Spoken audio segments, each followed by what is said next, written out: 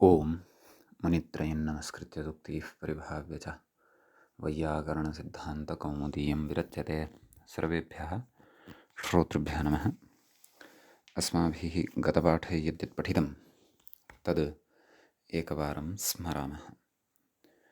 वयं वैयाकरणसिद्धान्तकौमुदी इत्याख्यस्य ग्रन्थस्य तद्धितेषु पाञ्चमिकप्रकरणे अथवा भवनाद्यर्थकप्रकरणे भवामः। प्रकरणस्यास्य अस्माकं क्रमे तत्र चतुर्थः पाठः गतपाठः प्रवृत्तः। अस्मिन् चतुर्थे पाठे सर्वादौ वयं तत्र सूत्रं पठितवन्तः अभ्यमित्रात् थ च इति। अभ्यमित्रशब्दात् च प्रत्ययः भवति पक्षे यत्खौ इति प्रत्ययौ अपि भवतः। अभ्यमित्रम् अभिमुखः भूत्वा इत्यर्थे तत्र अलङ्गामि इत्यर्थे च प्रत्ययः स्यात् इत्यर्थः। नाम अभ्यमित्र इति शब्दात् अलङ्गामि इत्यस्मिन् अर्थे च प्रत्ययः भवति इति तस्य अर्थः अस्माभिः दृष्टः। अभ्यमित्रीयः, अभ्यमित्र्यः,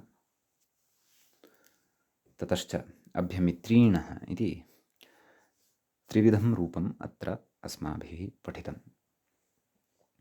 तत्र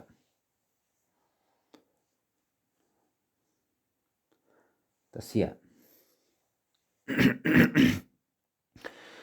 अमित्राभिमुखं सुष्ठु गच्छति इति अर्थः अस्माभिः मूले दृष्टः।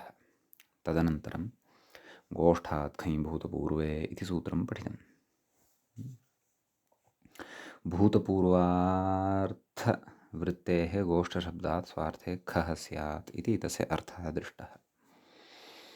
गोष्ठः भूतपूर्वः गौष्ठीनः देशः इति उदाहरणं तत्र पठितम्। ततः अश्वस्यैकाहगमः इति सूत्रम् अग्रे अस्माभिः पठितम्। अश्वशब्दात् षष्ठ्यन्तात् एकाहगमः इत्यर्थे खञ् स्यात् इति तस्य अर्थः दृष्टः। तत्र एकाहेन गम्यते इत्येकाहगमः आश्वीनः अध्वा आश्वीनः अध्वा इति। आश्वीनः इति प्रयोगः तत्र अस्माभिः साधितः। तदनन्तरं तत्र शालीनकौपीने अधृष्टाकार्ययोः इति सूत्रं पठितम्। तत्र शालाप्रवेशम् अर्हति अधृष्टः इति कूपावतरणम् अर्हति अकार्यमिति च अर्थे शालाप्रवेशशब्दात् कूपावतरणशब्दात् च खञ् प्रत्ययः भवति। प्रवेशशब्दस्य अवतरणशब्दस्य च उत्तरपदस्य लोपे शालीनकौपीनशब्दयोः निपातनम् अत्र क्रियते इति भाष्यानुसारम् अत्र भाष्ये उक्तसिद्धान्तानुसारम् अत्र मूले विवरणं ग्रन्थकारेण कृतं वर्तते, व्याख्यात्रा च व्याख्यातं वर्तते। तत्र मूले शालाप्रवेशम् अर्हति इति शालीनः अधृष्टः इति शालीनः इत्येकम् उदाहरणं, कूपपतनम् अर्हति इति कौपीनं पापम् इति द्वितीयम् उदाहरणं।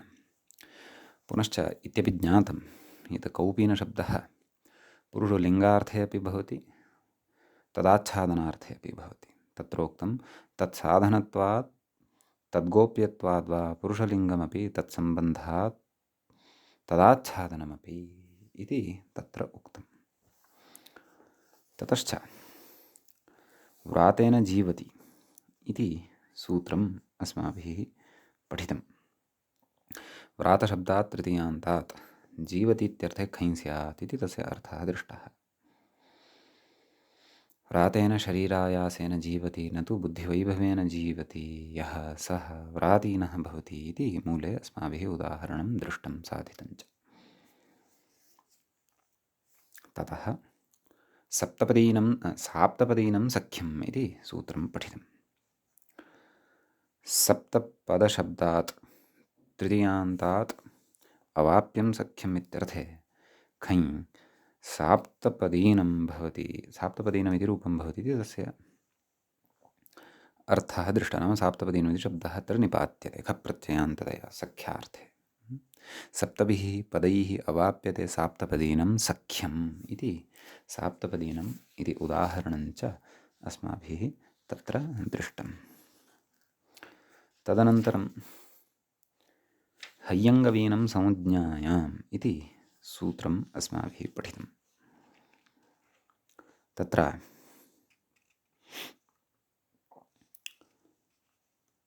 ह्यगोदोहः इति शब्दात् षष्ठ्यन्तात् विकारार्थे खञ् ईनादेशे प्रकृतेः हियङ्गु इति आदेशे ओर्गुणे अवादेशे आदिवृद्धौ हय्यङ्गवीनम् इति रूपं सिद्धं भवति इति। तत्र ह्यगोदोहस्य हियङ्गुरादेशः विकारार्थे खञ्च निपात्यते इति मूले उक्तम्। ह्यः प्रवृत्तः यः दोहः सः ह्यगोदोहः इत्युच्यते इति अस्माभिः तत्र पठितम्। दुह्यते दोहः क्षीरं ह्यगोदोहस्य विकारः हय्यङ्गवीनं नवनीतम् इत्युक्तं। भाष्ये तु घृतम् इत्यर्थः उक्तः वर्तते इति अपि व्याख्यायां दृष्टम्। ततः तत्र तस्य पाकमूले पील्वादिकरणादिभ्यः कुणब्जाहचौ इति सूत्रं तत्र अस्माभिः पठितम्। तत्र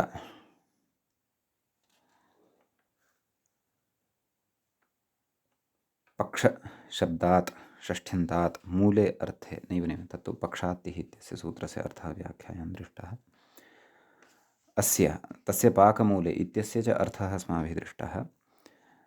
तत्र षष्ठ्यन्तेभ्यः पील्वादिभ्यः पाके अर्थे कुणप् प्रत्ययः भवति। करणादिभ्यस्तु मूले अर्थे जाहच् इति प्रत्ययः भवति। अतः तत्र पीलूनां पाकः पीलुकुणः इति उदाहरणमेकं साधितं। पील्वादिगणे पठिताः शब्दाः अपि दृष्टाः। कर्णस्य मूलं कर्णजाहम् इति च उदाहरणान्तरं तत्र साधितं। जाह च प्रत्ययान्ततया तद्रूपम् अस्माभिः साधितम्। ततः पक्षात्तिः इति सूत्रम् अस्माभिः पठितम्। तत्र पक्षस्य मूलम् इत्यस्मिन् अर्थे पक्षशब्दात् तिप्रत्यये सति पक्षतिः इति रूपं सिद्धं भवति इति तत्र दृष्टम्। तदनन्तरं तेन वित्तश्चुञ्चुप्चणपौ इति सूत्रम् अस्माभिः पठितम्। अस्य सूत्रस्य पदच्छेदः सूत्रार्थश्च दृष्टः। तत्र व्याख्यात्रा उक्तं तृतीयान्तात् वित्तः इत्यर्थे चुञ्चुप्चुणपौ भवतीत्यर्थः इति उक्तम्। वित्तः इत्यस्य अर्थः प्रसिद्धः अथवा ज्ञातः इति वा अर्थः। नाम प्रसिद्ध्या ज्ञातः इति, प्रसिद्धतया वा ज्ञातः इति अर्थः तत्र वित्तः इत्यस्य भवति। समीचीनम्। इदानीं तत्र गतपाठे एतावान् विषयः अस्माभिः पठितः। गतपाठस्य अन्ते तेन वित्तः इत्यस्य सूत्रार्थः एव अस्माभिः दृष्टः व्याख्यायां। तृतीयान्तात् वित्तः इत्यर्थे चुञ्चुप्चणपौ भवति इति अर्थः दृष्टः। वित्तः प्रसिद्धः इति च उक्तं तत्र। इतः अग्रे पठनीयमस्ति। एवञ्च अयं तद्धितेषु पाञ्चमिकप्रकरणस्य अथवा भवनाद्यर्थकप्रकरणस्य अस्माकं क्रमे तत्र चतुर्थः पाठः गतपाठः प्रवृत्तः। अधुना तावत् प्रकरणस्यास्य पञ्चमः पाठः अस्माकं क्रमे आरब्धः भवति। तत्र व्याख्याता क्वास्ति इङ्गितं कुर्वन् तदस्ति द्रष्टव्यं। पश्यन्तु, चस्य नेत् संज्ञेति इति कथयति। तदर्थं मूले द्रष्टव्यं किं कथयति पश्यन्तु। यकारः प्रत्यययोः आदौ लुप्तनिर्दिष्टः, तेन चस्य नेत् संज्ञा। अस्याः पङ्क्तेः अपि व्याख्यानादपि पूर्वम् अत्र किमुच्यते चेत्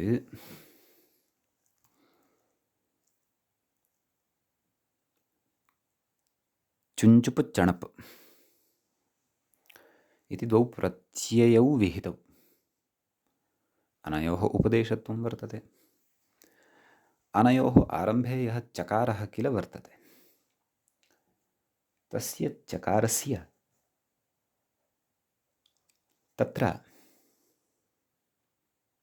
चुटु प्रत्ययाद्याः चवर्गटवर्गाः इति संज्ञकाः भवन्ति इति उच्यते किल। प्रत्ययस्य आद्यौ वर्तेते, प्रत्यययोः आद्यौ इमौ वर्तेते चकारौ। अतः अनयोः चुडु इत्यनेन इति संज्ञा स्यात्, इति संज्ञत्वात् लोपः स्यात्। एवं चेत् अपेक्षितः चण इति अनुबन्धविनिर्मुक्तः प्रत्ययः न लभ्येत, परन्तु अण इति प्रत्ययः लभ्येत। एवमेव चुञ्चुप् इत्यत्रापि चुञ्चुप् इति प्रत्ययः न लभ्येत, चुञ्चु इति प्रत्ययांशः न लभ्येत, परन्तु उञ्चुः इति लभ्यते। चकारस्य इति संज्ञत्वात् लोपः स्यात्। तेन विद्याचणः इति अपेक्षितं रूपं न सिद्ध्येत, परन्तु विद्याणः इति अनिष्टं रूपं स्यात्। समीचीनम्। एवमेव विद्याचुञ्चुः इति रूपं न स्यात्, विद्या उञ्चुः गुणः स्यात्, विद्योञ्चुः इति अनिष्टं रूपं स्यात्। तर्हि कः वा उपायः तादृशः आश्रयणीयः येनोपायेन अस्य चकारस्य इति संज्ञायाः निवृत्तिः स्यात्। एवं खलु। तदर्थं मूले उच्यते, पश्यन्तु। यकारः प्रत्यययोः आदौ लुप्तनिर्दिष्टः। नाम सूत्रे चुञ्चुपु अपि च चणपु इति यत् प्रत्ययद्वयं वर्तते, एतत् प्रत्ययद्वयात् पूर्वं तत्र यकारः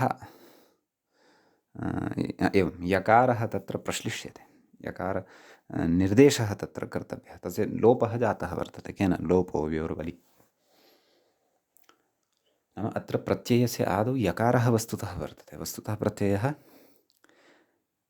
यचुञ्चुप् यचणप् इति वर्तते। तस्य यकारस्य लोपो व्योर्वलित्यनेन लोपः भवति। अतः चुञ्चु चण इति प्रत्ययद्वयं लभ्यते। यकारस्य प्रकृते प्रत्ययादित्वेन कल्पनया चकारयोः अनयोः प्रत्ययादित्वं न सम्भवति। प्रत्ययादित्वं कस्य सम्भवति? प्रत्ययादित्वं तर्हि यकारस्य सम्भवति, तस्य तु लोपः भवति। चुञ्चु चण एतावत् प्रत्ययद्वयस्य स्वरूपम् अवशिष्टं भवति, अस्माकं सविधे लब्धं भवति। अतः अत्र अनवेक्षितायाः चकारयोः इतसंज्ञायाः निवृत्तिः इत्थं युक्त्या क्रियते। कदाचित् भाष्यादिषु अयं सिद्धान्तः, एषा युक्तिः प्रतिपादिता स्यात् द्रष्टव्यम्। उक्तं तेन चस्य नेत्संज्ञा, नाम चस्य इतसंज्ञा न भवति। तत्रैव व्याख्याता कथयन् अस्ति, उपदेशे आदित्वाभावात् इति भावः इति। उभयोः उपदेशत्वं वर्तते। तत्र उपदेशे जननासिक इत्यतः उपदेशे इत्यपि अनुवर्तते खलु इतसंज्ञाकाण्डे, इतसंज्ञाप्रकरणे। एवं किल। तर्हि तत्र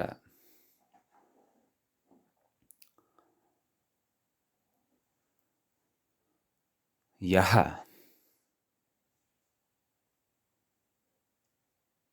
यकारः वर्तते सः एवं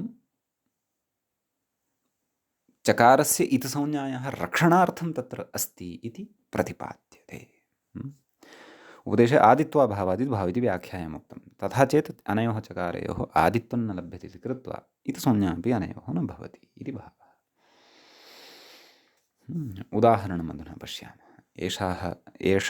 एषा तु सैद्धान्तिकचर्चा काचित् अत्र प्रवृत्ता। उदाहरणमस्ति, तत्र तेन इति तृतीयान्तं वर्तते, अतः सूत्रे अपि नाम तत्र यदुदाहरणं स्वीकर्तव्यं यस्मात् चुञ्चुपथ चणप इति प्रत्ययः कर्तव्यः तस्य सोऽपि तृतीयान्ततयैव ग्राह्यः शब्दः। अत एव पश्यन्तु, विद्यया वित्तः विद्या चुञ्चुः। वित्तः नाम प्रसिद्धः। एष जनः विद्यया वित्तः अर्थात् विद्यावान् अस्ति, अस्य सविधे विद्या वर्तते, अतः अयं विद्याचुञ्चुः वर्तते। चुञ्चुप् इत्यस्य पकारस्य संज्ञा भवति विद्याचुञ्चु, सुप्रत्ययस्य सस्य रुत्तविसर्गे सति विद्याचुञ्चुः इति प्रयोगः सिद्धः भवति। एवं विद्याचणः अर्थः समानः, अर्थे भेदो नास्ति, रूपे एव भेदः अस्ति। तत्रापि प्रत्यययोः रूपे भेदः वर्तते। एवमेव धनेन वित्तः धनचुञ्चुः धनचणः इत्यपि भवितुमर्हति। बलेन वित्तः बलचुञ्चुः बलचणः, बुद्ध्या वित्तः बुद्धिचुञ्चुः बुद्धिचणः। एवं रीत्या एते अपि प्रयोगाः नाम अन्येपि प्रयोगाः अस्माभिः प्रसङ्गानुरोधेन युक्त्यनुसारं प्रयोक्तुं शक्यन्ते इति एतावान् विशेषः एतत् सूत्रगतः भवति। तत्र अग्रिमं सूत्रम् अधुना वयं प्रविशामः, अग्रिमं सूत्रं पठामः। तत्र सूत्रं वर्तते विनैभ्यां नानायौनसः इति। सूत्रस्य पदच्छेदः द्रष्टव्यः। तत्र विनैभ्यां पञ्चमी विभक्तेः द्विवचनान्तं पदं भवति। नानायम् इति प्रथमा विभक्तेः द्विवचनान्तं रूपं भवति। नसः इति अव्ययपदं भवति, नाम अव्ययद्वयस्य अत्र सङ्घातः वर्तते। व्याख्याता कथयति पश्यन्तु। नसहेति सङ्घातः पृथक्त्वे वर्तते, नाम न अपि च सः इत्यनयोः अयं यः सङ्घातः इत्यनयोः अव्यययोः यः अयं सङ्घातः सः सङ्घातः पृथक्त्वार्थे वर्तते, पृथक्त्वे वर्तते इति भावः। समीचीनम्। ततः तत्र विनैभ्याम् इति स विग्रहः कर्तव्यः। विश्च नञ्च विनयं ताभ्यां विनैभ्याम् इतरेतरयोगद्वन्द्वः भवति। नानायम् इत्यत्रापि इतरेतरयोगद्वन्द्वः भवति। नाश्च नाञ्च नानायम् इतरेतरयोगद्वन्द्वः अत्रापि उक्त एव प्रकृते। तद्धिताः ज्ञाप्रातिपदिकात् प्रत्ययः परश्च समर्थानां प्रथमाद्वा इत्येतानि अधिकारसूत्राणि अनुवर्तन्ते। समीचीनं। सूत्रार्थः कर्तव्यः। व्याख्याता कथयति पश्यन्तु किं कथयति।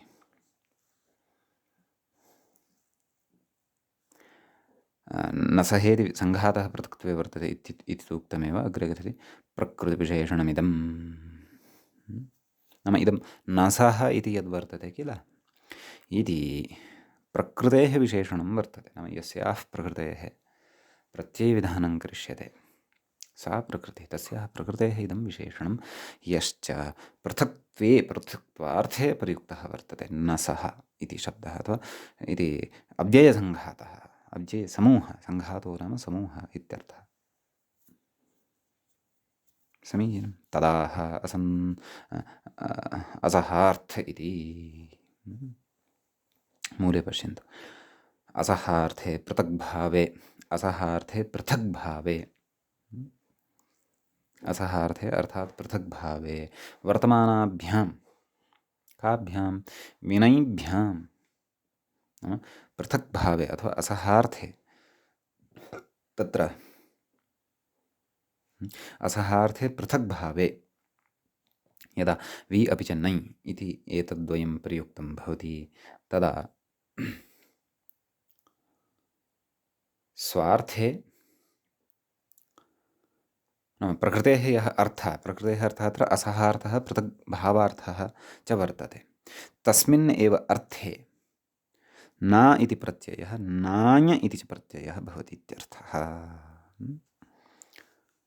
असहार्थ इति तस्य विवरणं कथयति व्याख्याता नाम असहार्थ इत्यस्य विवरणम् अस्ति मूले किं पृथग्भावः इति भिन्नः अर्थः इति न चिन्तनीयम् असहार्थ इत्यस्य एव मूले पृथग्भावः इत्येवरीत्या अर्थः कृतः वर्तते।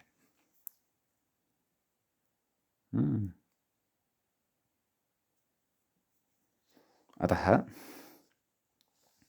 तस्य विवरणमिदम् एवं किल वर्तमानाभ्यां कथयति व्याख्याता इत्यनन्तरं विनैभ्यामिति शेषः वर्तमानाभ्याम् एतदनन्तरमिदं योजनीयं किं विनैभ्यां वर्तमानाभ्यां विनैभ्यां स्वार्थे प्रत्ययौ कौ प्रत्ययौ आदौ स्वार्थ इत्यस्य एव अर्थं बोधयन् अस्ति व्याख्याता तत्र पश्यन्तु स्वार्थे इति प्रत्ययार्थस्य अनिर्देशत्वादिति भावः नाम प्रकृतेः यः अर्थः वर्तते कः असहार्थः अर्थात् पृथग्भावार्थः तस्मिन्नेव अर्थे तु प्रत्ययौ भवतः कुतः यतोहि प्रत्यययोः अत्र अर्थः न निर्दिष्टः अतः स्वार्थे एव अनयोः विधानम् अवगन्तव्यम् इति भावः। समीचीनम्।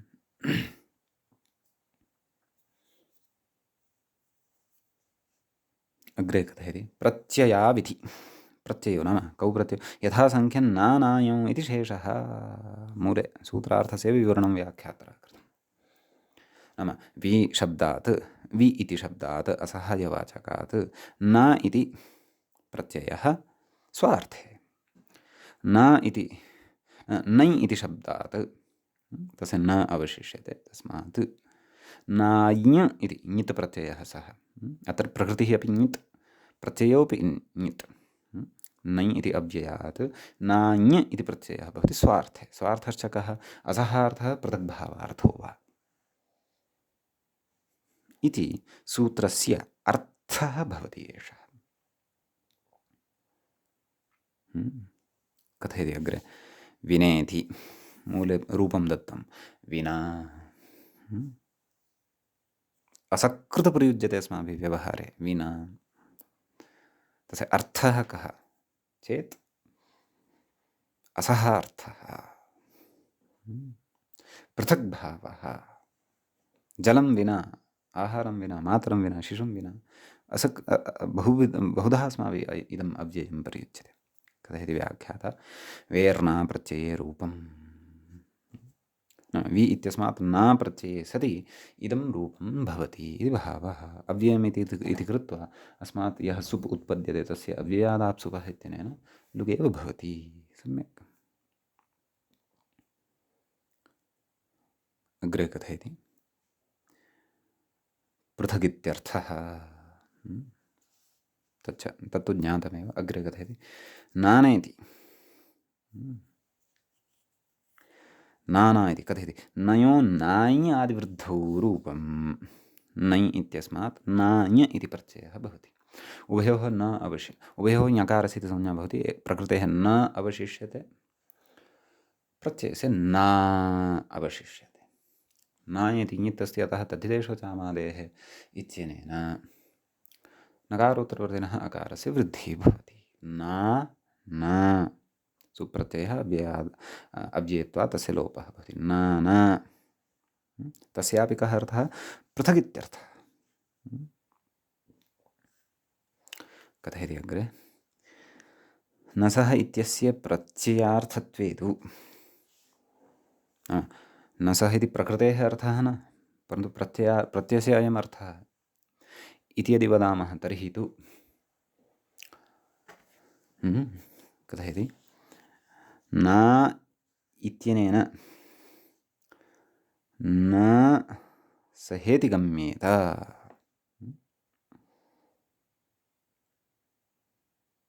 एवं खलु। न इत्यनेन नाम प्रत्ययार्थद्वये न इति प्रत्ययः खलु वर्तते। न इत्यस्य प्रत्ययः न इति अवशिष्यते, एवं खलु। इत्यनेन न सः इति गम्येत। न इत्यनेन कः अर्थः गम्येत? न सः अर्थात् असः, असः अर्थः नाम पृथगार्थः कस्य गम्येत? न इत्यस्य गम्येत। न सः इति गम्येत। सम्यक् कथयति। एवं सति नाना न सः। नाना इत्यत्र न इति प्रकृतिः नै। प्रत्ययार्थः कः? न सः। नाय् अर्थात् न सः। तर्हि न सः, किन्तु सहैव इत्यर्थः स्यात्।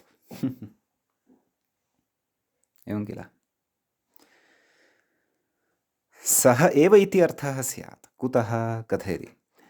द्वौ नयौ प्रकृतमर्थं गमयतः इति न्यायात् इति भाष्ये स्पष्टम्। यदि प्रत्ययार्थः अत्र जागरूकतया श्रोतव्यम्। आरम्भात् एकैकोऽपि अंशः यदि सम्यक् श्रुतः तर्हि अस्य विषयस्य स्पष्टता भवति, निश्चयेन भवति। पूर्वं किमुक्तं? प्रकृतेः यः स्वस्य अर्थः तस्मिन् स्वार्थे एव एतौ प्रत्ययौ भवतः। यदि एवम् अनुक्त्वा प्रत्ययार्थे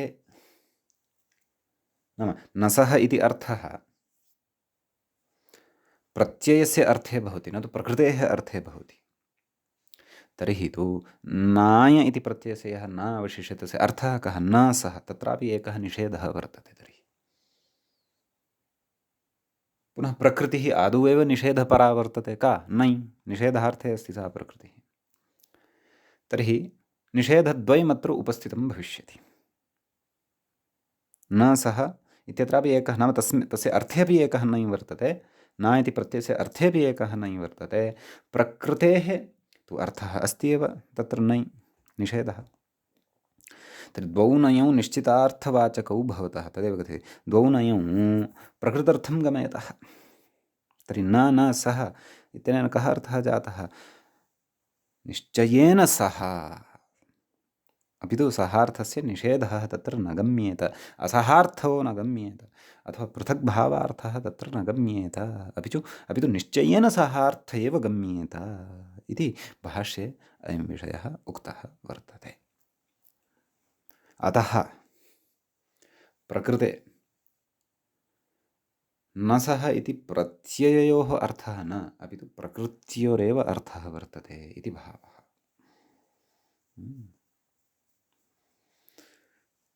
इति भाष्यं पुरस्कृत्य स्वार्थे यतो प्रत्ययौ इति उच्यते इति दीक्षितेन उक्तं। काशिकादिषु अपि इत्थं प्रतिपाद्यते। समीचीनम् इति एतावान् विशेषः एतत् सूत्रगतः भवति। अधुना वयं तत्र अग्रिमं सूत्रं पठामः। अग्रिमं सूत्रं वर्तते एवम्। वेश्शालच्छङ्कटचौ इति। तत्र वेः इति पञ्चम्यन्तं भवति। पञ्चमी विभक्तेः एकवचनान्तं भवति। शालच्छङ्कटचौ इति प्रथमान्तं भवति। प्रथमाविभक्तेः द्वितीयान्तं भवति।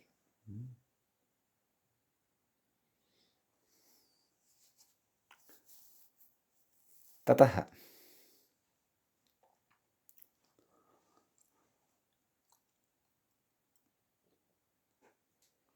तत्र विग्रहः ज्ञेयः। शालच् च शङ्कटच् च। शालच्छङ्कटचौ सन्धिवशात् तत्र मध्ये छकारादिश्रवणं भवति। तद् शिवः, तच्च शिवः इति, तच्छिव इति कथं श्रूयते तद्वत्। शालच् शङ्कटचौ शालच्छङ्कटचौ इतरेतरयोगद्वन्द्वः प्रकृते वर्तते। प्रकृतसूत्रं प्रति तत्र तथिताः ज्ञाप्रातिपदिकात् प्रत्ययः परश्च समर्थानां प्रथमाद्वा इत्येते अधिकाराः अनुवर्तन्ते। सम्यक्। व्याख्याता किं कथयति तत् पश्यामः। क्रियाविशिष्टेति मूलं द्रष्टव्यम्, अर्थात् मूले कः सूत्रार्थः कृतः इति द्रष्टव्यम् इति भावः। कथयति क्रियाविशिष्टसाधनवाचकात् स्वार्थे इति इत्युक्तं।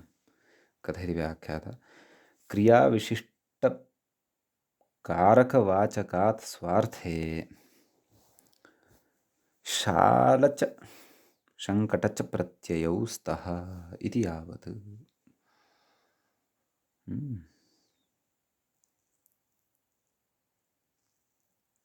एवं किल। इदं च भाष्ये स्पष्टं, नाम एतादृशः अर्थः कुतः आगतः? एतादृशः अर्थः भाष्यात् लब्धः। यद्यपि तत्र नाम क्रियाविशिष्टकारकरूपकः कारकवाचकः यः उपसर्गरूपः विशब्दः वर्तते, तस्मात् स्वार्थे शालच अपि च शङ्कटच प्रत्ययः भवति इति यदुक्तम्, एतादृशः अर्थः कुतः लब्धः इति चेत् अत्र तु वि इत्यस्य क्रियावाचकत्वं सर्वं नोक्तं खलु सूत्रे, न च अनुवृत्त्या वा कथञ्चित् तस्य अत्र प्राप्तिः भवति वा न वा। तर्हि प्रकृते तत्र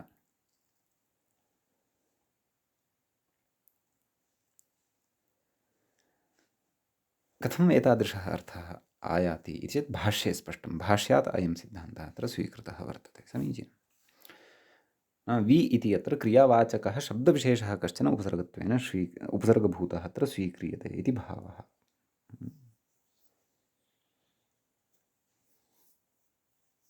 उदाह्रियते विस्तृतं विशालम्।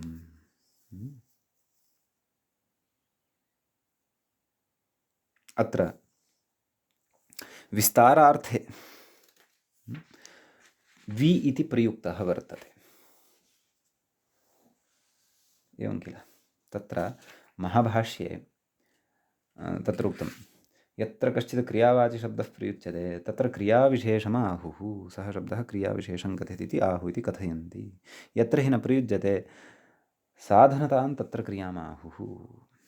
तत्र कारकत्वधर्मः एव क्रियात्वं प्राप्नोति इति साधन यत्र यत्र यत्र हि न प्रयुज्यते ससाधनां तत्र क्रियामाहुः। साधने इति न ससाधनां न साधनयुक्तां तत्र क्रियाम् आहुः इति भाष्ये उक्तं वर्तते।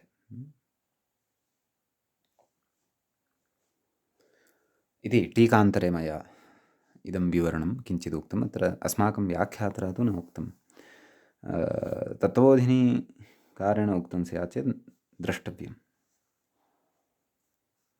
तत्र कथयति वेशालच्छङ्कटजौ प्रायः एतत् सूत्रविषये न किमपि उक्तम्। अस्तु भवतु।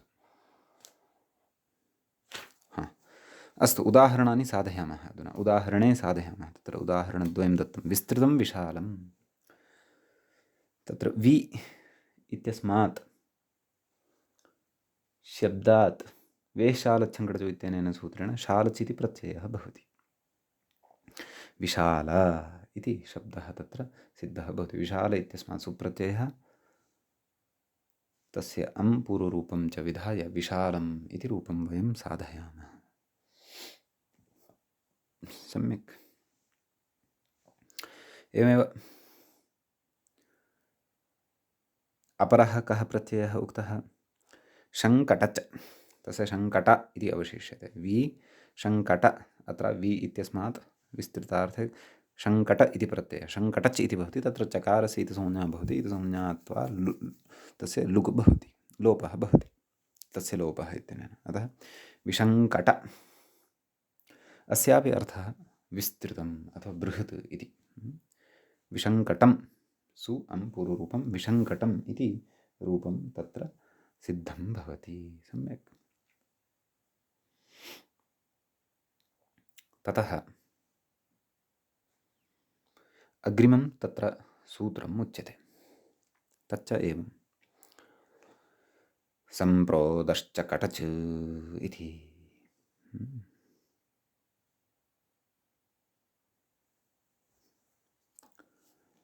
सूत्रे पदानां परिचयं प्राप्नुमः। अत्र सम्प्रोदः इति एकं पदं भवति, पञ्चम्यन्तं, पञ्चमीविभक्तेः एकवचनान्तं भवति। च इति अव्ययपदं भवति, कटच् इति प्रथमान्तं पदं भवति। सम्यक्। कथं विग्रहः अत्र ज्ञातव्यः, व्याख्याता कथयति पश्यन्तु। सम्प्र उत्, तर्हि सं च प्रश्च उत् च, सम्प्रोद् इत्येवं रीत्या अत्र समाहारद्वन्द्वः अवगन्तव्यः।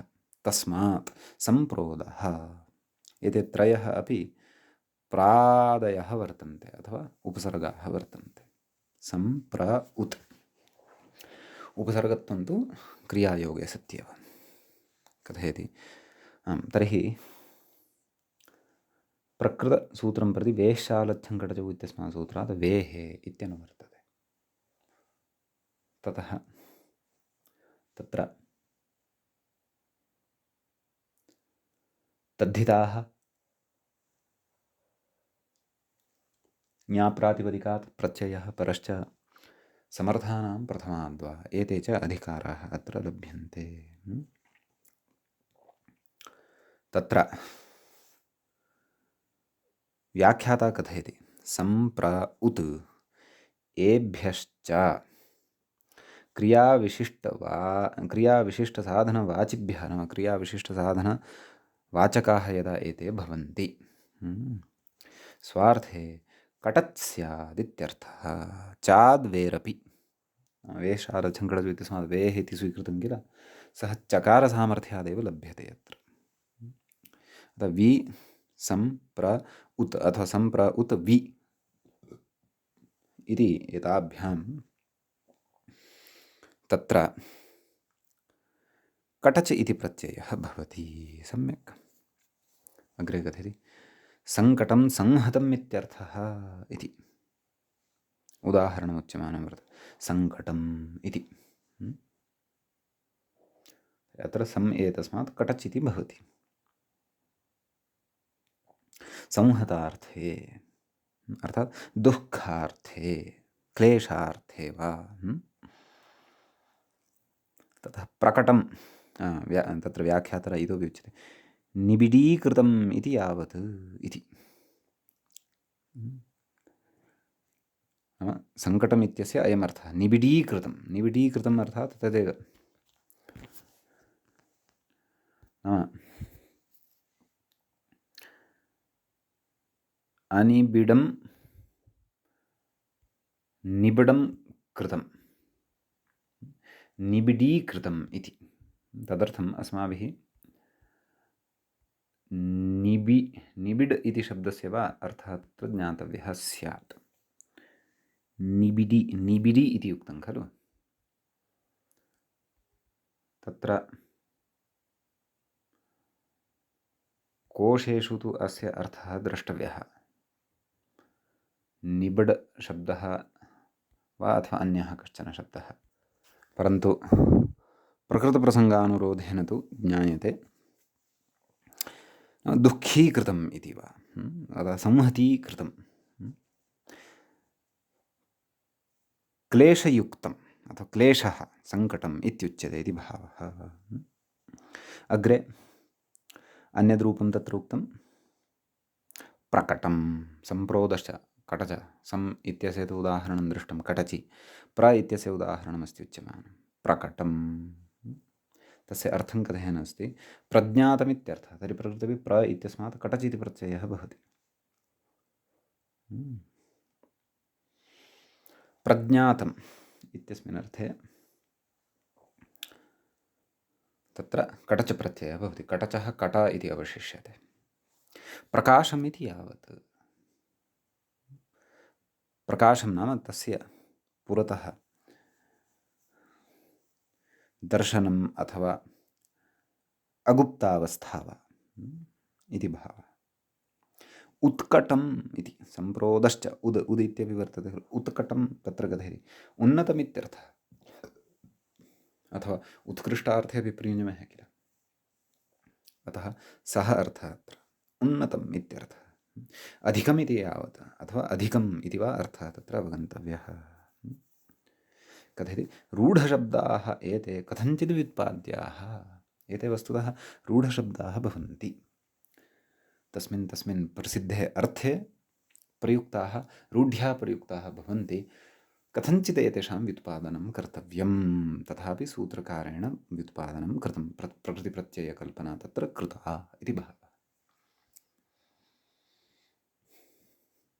वि इत्यस्मादपि भवति खलु विकटम् इति। यतः चकारात् नाम प्रकृतसूत्रे चकारग्रहणसामर्थ्यात् सम्प्रोदश्चकटः वि इत्यस्यापि अनुवर्तनं स्वीक्रियते किल। चात् तत्र मूले उक्तं चाद् विकटम्। अतः विकटशब्दः अपि अत्र सिद्धः वर्तते। विचित्रादिषु अर्थेषु विचित्रो वा कठिनो वा इत्यादिषु अर्थेषु विकटशब्दः अपि तत्र प्रयुज्यते इति एतावान् विशेषः अस्मिन् सूत्रे वर्तते। इदानीम् अग्रे वार्तिकम् एकं वर्तते। किं कथयति वार्तिकं तद् एकवारं पश्यामः। कथयति अलाबूतिलोमाभङ्गाभ्यो रजस्युपसङ्ख्यानम् इति सूत्रे नाम अस्मिन् वार्तिके मन्येऽहं त्रीणि पदानि वर्तन्ते। अलाबूतिलोमाभङ्गाभ्यः इति एकं, पञ्चम्यन्तमिदं पदं भवति, पञ्चमी विभक्तेः बहुवचनान्तमिदं रूपं भवति। ततः रजसि इति सप्तम्यन्तम्, उपसङ्ख्यानम् इति प्रथमान्तं वर्तते। सम्यक्। अलाबु तिलोमाभङ्गाभ्यः कथं विग्रहः कर्तव्यः? व्याख्याता कथयति अलाबु तिल उमा भङ्गा। तर्हि अलाबूश्च तिलश्च उमा च भङ्गा च अलाबु तिलोमाभङ्गाः ताभ्यः अलाबु तिलोमाभङ्गाभ्यः इत्येवं ऐतरेतरयोगद्वन्द्वः अत्र कर्तव्यः। कथयति व्याख्याता, नाम वार्तिकस्य अर्थं कथयन् अस्ति। अलाबु तिल उमा भङ्गा इत्येभ्यः षष्ठ्यन्तेभ्यः, कीदृशेभ्यः? षष्ठ्यन्तेभ्यः रजसि अभिधेये कटच उपसङ्ख्यानं, कटचः उपसङ्ख्यानम् इत्यर्थः। नाम कटचप्रत्ययः कर्तव्यः, परन्तु कस्मिन् अर्थे? रजसि अभिधेये, रजसः अर्थे गम्यमाने इति भावः। रजः नाम अत्र धूलिः इति ग्राह्यम्। पश्यामः, भिन्नार्थोऽपि कदाचित् स्वीक्रियेत, उदाहरणानि पश्यामः। तत्र व्याख्याता अग्रे कथयति विकारप्रत्ययानाम् अपवादोऽयम्। विकारप्रत्ययाः ये अन्ये विहिताः तेषाम् अयम् अपवादः भवति। आम्, रजशब्दस्य विषये कथयन् अस्ति। रजः चूर्णरेणुः, रेणुः नाम तदेव धूलिः, चूर्णविशेषः, मृच्चूर्णो वा पुष्परागचूर्णो वा तस्य रेणुः रजः इत्युच्यते। एवं किल। तर्हि तत्र उदाहरणानि साधनीयानि। व्याख्याता मूले उच्यते तत्र अलाबूनां रजः अलाबूकटम्, एवं किल। इदं तत्र उदाहृतं दृश्यते। तर्हि अलाबू इत्यस्मिन् शब्दे अलाबू इति शाकविशेषः भवति, तस्य रजः अलाबूकटम् इति भवति। तर्हि अलाबू इत्यस्मात् कटचि सति कटचः कट इति अवशिष्यते। अलाबुकटं सुप्रत्ययः अं, तस्य स्थाने अमादेशः, पूर्वरूपम् अलाबुकटम् इति रूपं सिद्ध्यति भावः। अन्येषु रूपेषु अविशेषात् नाम अन्यानि रूपाणि अविशेषात् न मूले प्रदत्तानि न च व्याख्यात्रा प्रदत्तानि, अस्माभिः तु चिन्तनीयानि तानि।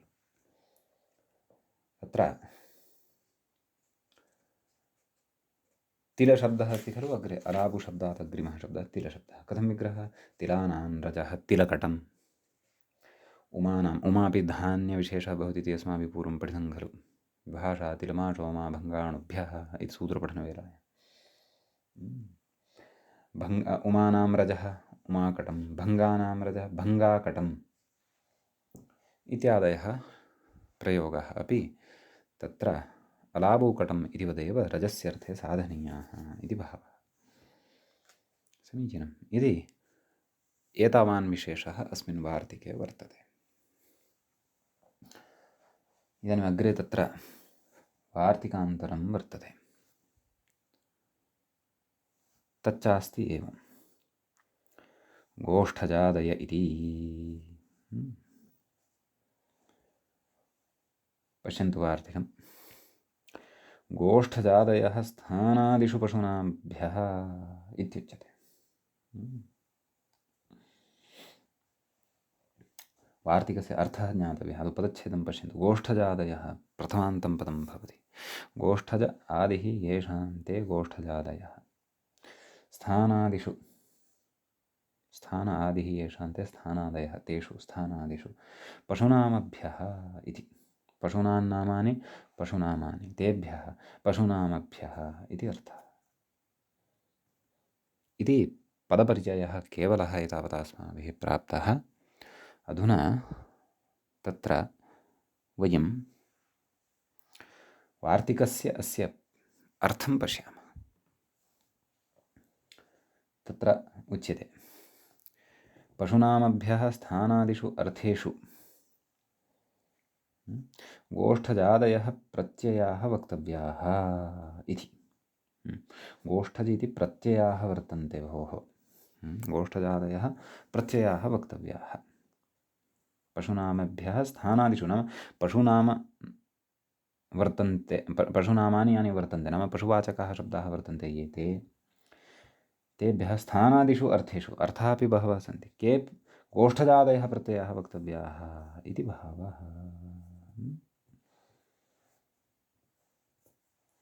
अग्रे किं कथयति व्याख्याता?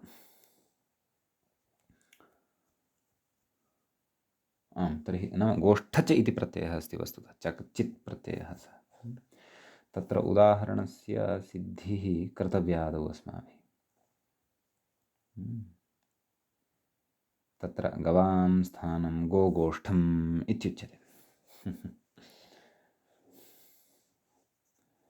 ततः पूर्वं व्याख्यातुः विवरणं पश्यामः। कथयति गोष्ठजादीनां प्रत्ययानां स्थानादीनां चार्थानां प्रपञ्चनपराणि सङ्घाते कटज इत्यादीनि शाकटशाकिटिनौ इत्यन्तानि षड्वार्तिकानि। अग्रे अस्माभिः एकं वार्तिकं पठिष्यते, शाकटशाकिनौ एवं किल। तत्र गोष्ठजादीनां प्रत्ययानां स्थानादीनां चार्थानां प्रपञ्चनपराणि सङ्घाते कटज इत्यादीनि, एवं खलु। तत्र सङ्घाते कटच इति अग्रिममेव वार्तिकं पठिष्यते अस्माभिः। इत्यादीनि शाकटशाकिनौ इत्यन्तानि षड्वार्तिकानि, एतानि षड्वार्तिकानि अस्मिन्नेव अर्थे प्रवर्तन्ते इति भावः। कस्मिन् अर्थे? तदेव गोष्ठजादीनां प्रत्ययानां स्थानादीनां चार्थानां प्रपञ्चनपराणि, नाम स्थानादीनां च तदेव, नाम प्रकृते पशूनामभ्यः स्थानादिषु अर्थेषु गोष्ठजादयः प्रत्ययाः वक्तव्याः। ते गोष्ठजादयः प्रत्ययाः एतैः सर्वैः वार्तिकैः वक्ष्यन्ते अग्रे, एवं खलु। पशूनामानि अपि अग्रे वक्ष्यन्ते। पशुनामविषये तु अत्र उच्यमानं वर्तते, अग्रे अन्यान्ये शब्दाः अपि अत्र स्वीकरिष्यन्ते, येभ्यः प्रत्ययाः वक्ष्यन्ते इति भावः। गच्छता कालेन स्पष्टता इतोपि अधिका भविष्यति, यदा तत्तत् वार्तिकं तस्य च तत्तद् उदाहरणं वयं साधयिष्यामः। समीचीनम्।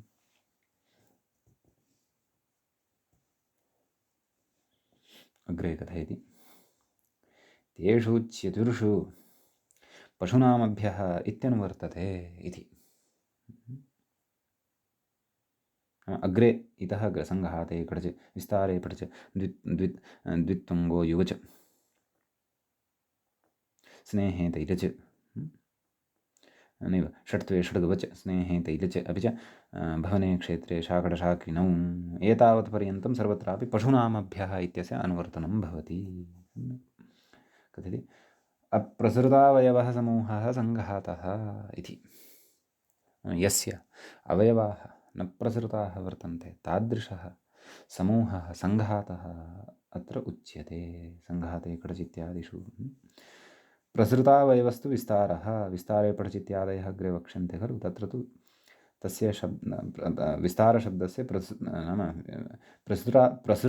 प्रसृतावयवः सङ्घातः विस्तारः भवति इत्यर्थः। सम्यक् अग्रे किं कथयति द्वित्व इति तत्तु भिन्नं वार्तिकम्। इतः पूर्वम् अस्माभिः सर्वस्यापि वार्तिकस्य यतः गोष्ठजादयः स्थानादिषु इत्यतः आरभ्य सर्वस्यापि वार्तिकस्य एकैकस्यापि वार्तिकस्य तत्र अर्थः द्रष्टव्यः वर्तते अस्माभिः। समीचीनं। तत्र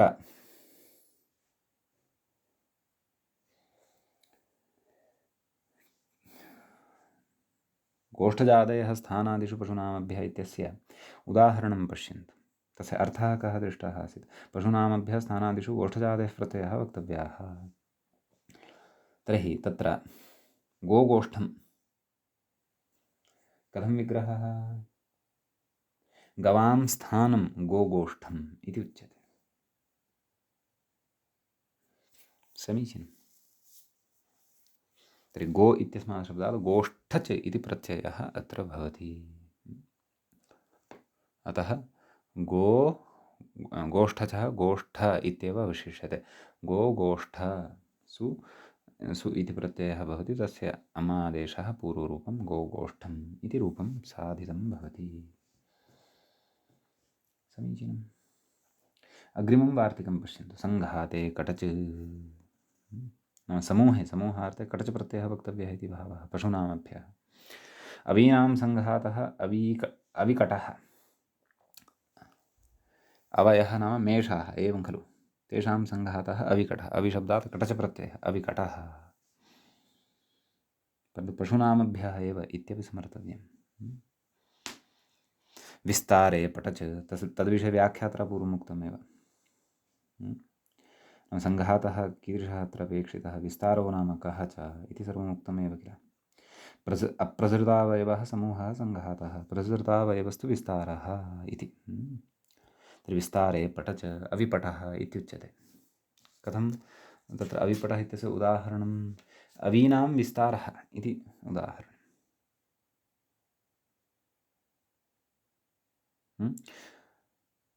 तत्र अविकटः इत्यत्र गत उदाहरणे तु अविकटः इत्यत्र तु अवीनां सङ्घातः इति विग्रहः। अवीनां विस्तारः अविपटः। तर्हि अवि इत्यस्मात् शब्दात् षष्ठ्यन्तात् तत्र पटच इति प्रत्ययो भवति। सम्यक्। अविपटः इति रूपं सिद्धं भवति। अग्रिमवार्तिकं प्रति इङ्गितं कुर्वन् वर्तते व्याख्याता। कथयति द्वित्व इति मूले पश्यन्तु। तत्र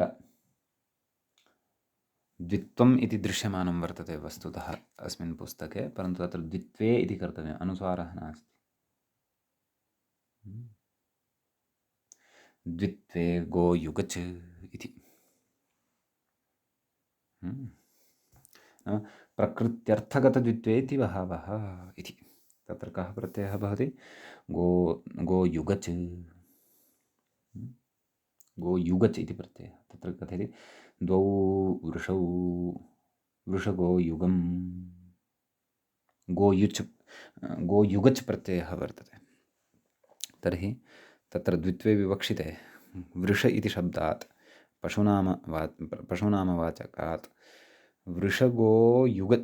गोयुगच प्रत्ययः भवति। एवं खलु। गोयुगचः चकारस्य इति संज्ञा भवति। गोयुग इति अवशिष्यते। वृषगोयुग अर्थात् कोऽर्थः द्वौ वृषभौ इत्यर्थः। एवं खलु। युगम् इति खलु व्यवह्रियते। सत्यं, सुप्रत्ययः अं पूर्वरूपं वृषगो युगम् इति व्यवह्रियते। सम्यक्। एवञ्च षट्त्वे षड्गवच् इति वर्तते अग्रे। आम्, परन्तु द्वौ वृषगो युगच् इत्यत्र किमपि कथयन्नस्ति व्याख्याता। तत् पश्यन्तु। कथयति द्व्यवयवसङ्घाताभिप्रायकम् एकवचनम् इति। द्वयोः समूहः अत्र विवक्षितः वर्तते, तदभिप्रायं वक्तुम् अत्र एकवचनं प्रयुक्तम्। गोयुगं वृषगोयुगम् इति, तेन द्वयोः बोधः जायते इति भावः। एकवचनेन द्वयोः बोधः भवति इति भावः। द्वयं युग्मम् इत्यादि।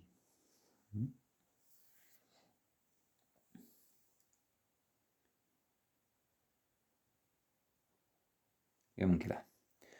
द्वयं युग्मं, युग्मार्थः कुतः स्वीक्रियते? यतः पशूनामभ्यः तत्र एव एते प्रत्ययाः वक्तव्याः खलु। अतः वृष इति नामशब्दादेव गोयुगच् प्रत्ययः कर्तव्यः। तर्हि द्वयं युग्मम् इति उच्यते किल। एकं युग्मम् इति वा वक्तव्यं, यतः युग्मं नाम द्वयोः नाम युग्मं भवति। अतः अत्र एकं युग्मम् इति वा वक्तव्यं, यतः द्वयोः वृषयोः एकं युग्मं भवति इति। एवं किल।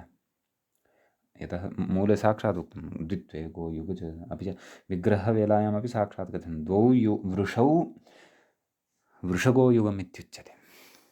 युग्मं युगञ्च नाम द्वयोः एव सङ्घातस्य युगम् अथवा युग्मम् इति नाम भवति। कथयति केचित् द्वौ वृषौ इत्यर्थे वृषगोयुगम् इति स्वभावादेकवचनं विंशतिः इत्याहुः। नाम यथा विंशत्याद्याः संख्याः एकवचने प्रयुज्यन्ते संख्येयार्थे। एवं खलु। तद्वत् प्रकृते अपि द्वयोः वृषभयोः अर्थे गोयुगम् इति स्वभावादेव एकवचनत्वेन प्रयुज्यते इति भावः। कथयति अग्रे एवम् उष्ट्रगोयुगम्। नाम उष्ट्रशब्दः अपि पशुनामवाचकः भवति, अतः तस्मादपि गोयुगच प्रत्यये सति उष्ट्रगोयुगम् इति रूपं साधयितुं शक्यते। अग्रे वार्तिकमस्ति पश्यन्तु। षट्त्वे षड्गवच्। एवं खलु। तत्र षट्त्वे षड्गवच् अर्थात् षण्णां पशूनां यदि कथनं कर्तव्यं भवेत् तर्हि पशुवाचकशब्दात् षड्गवच् प्रत्ययः भवति इति वार्तिकस्य अर्थः भवति। अतः अश्वषड्गवम्, अश्वशब्दात् षड्गवच् प्रत्ययः, षड्गवच् इत्यस्य प्रत्ययस्य षड्गव इति अवशिष्यते। अतः अश्वषड्गवम्, अश्वषड्गव सु अं पूर्वरूपम् अश्वषड्गवम् इति रूपं सिद्धं भवति। कोऽर्थः? षट् ह्रस्वाः इति भावः।